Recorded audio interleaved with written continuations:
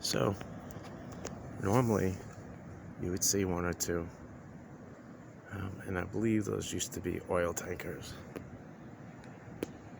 which it's hard to tell, but some of them are definitely cargo. They're big enough. Come on.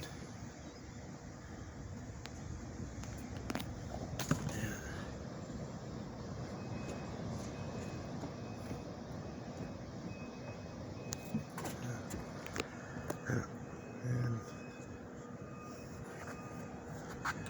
Long Beach is normal fall season. Nothing but locals. It's kind of nice.